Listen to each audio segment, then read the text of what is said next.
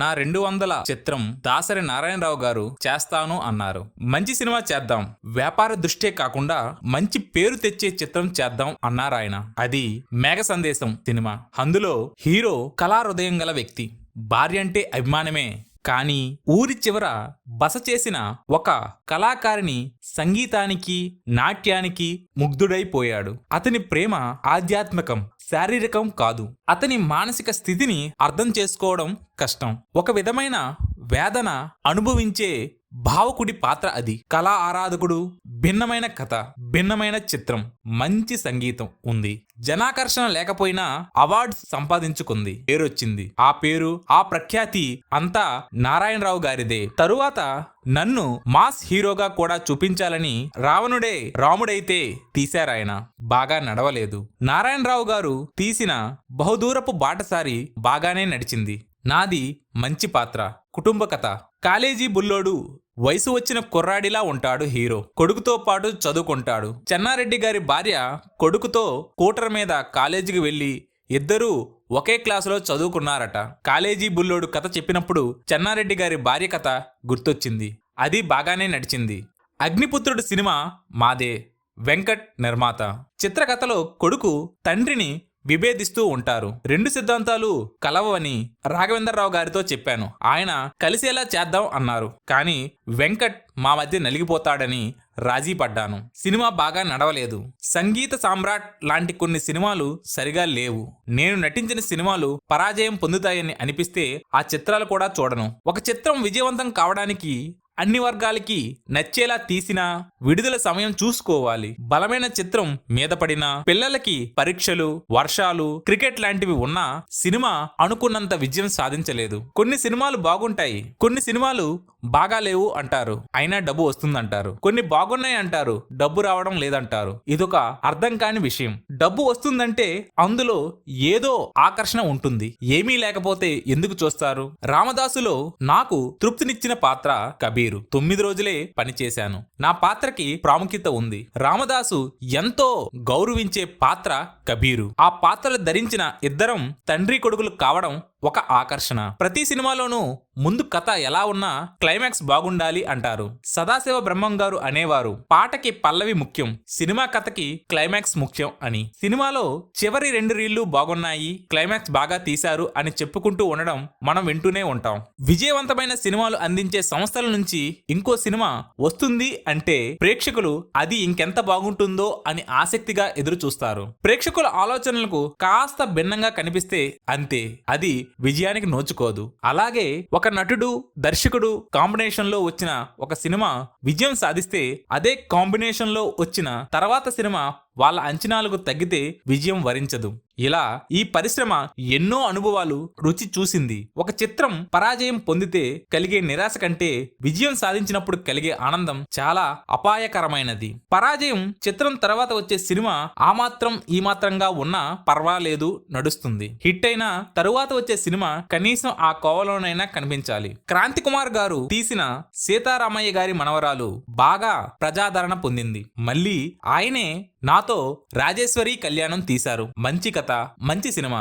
నేను బాగా ఇష్టపడే చేశాను. చిత్రంలో ఏదీ తక్కువ కాలేదు. కానీ ప్రజలు సీతారామయ్య గారి మనవరాలతో సరిపోల్చుకున్నారో ఏమైందో ఏమో గాని ఆదరించలేదు. ఆ సినిమా రాకుండా దానికి ముందు ఈ సినిమా వెళ్తే ఆదరించేవారేమో. ప్రేక్షకుల నాడి చెప్పలేం. ఆ రోజుల్లో వచ్చిన అర్ధాంగి ఎంత గొప్ప సినిమా, ఎంత మంచి కథ, పాత్రలు, అమాయకుడు, నోరు లేనివాడు అయిన భర్తని భార్య ఎంత చక్కగా తీర్చిదిద్దుతుంది. స్త్రీతత్వానికి నిండైన పాత్ర.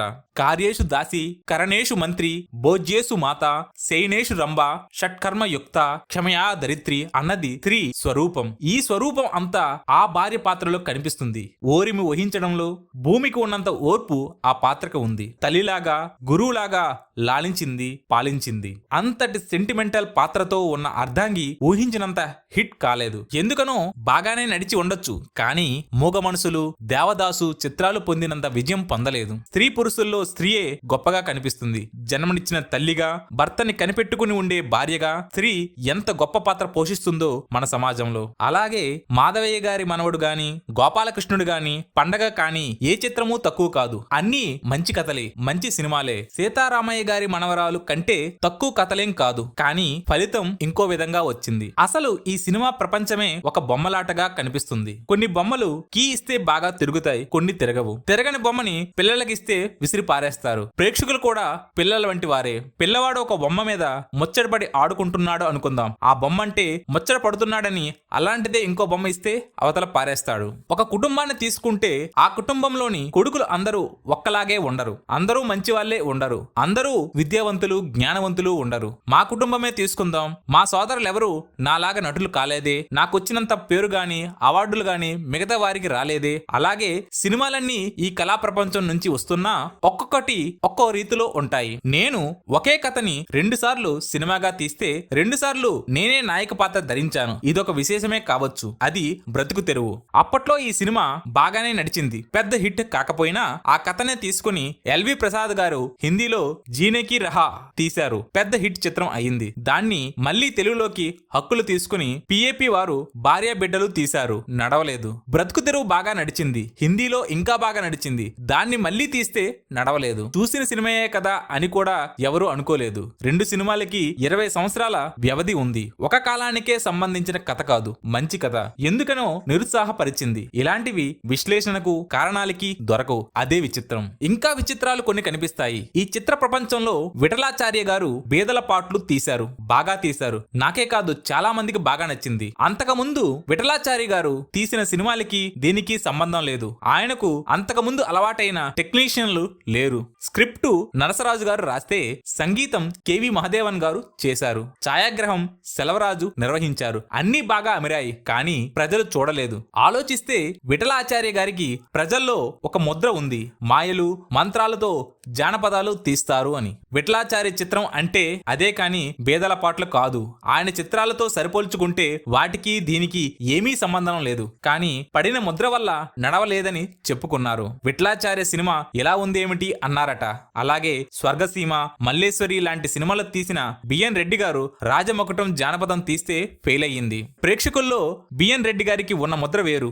ఆయన దగ్గర నుంచి ప్రేక్షకులు జానపదం ఆశించరు. విఠలాచార్య గారి అభిమానులు నిరుత్సాహ పొందినట్లే బిఎన్ రెడ్డి గారి అభిమానులు పొందారు. ఇలాంటి ముద్రలు సినిమాలు సహజం. అది కూడా దృష్టిలో పెట్టుకుని చిత్ర నిర్మాణం చేయాలి. బేదల పాటలకి విఠలాచార్య గారి పేరు కాకుండా ఇంకొకరి పేరు వేసి ఉంటే ఫలితం ఇంకోలా ఉండేదేమో అన్నారు కొందరు. నేను విలన్ పాత్ర చేస్తే చూస్తారా?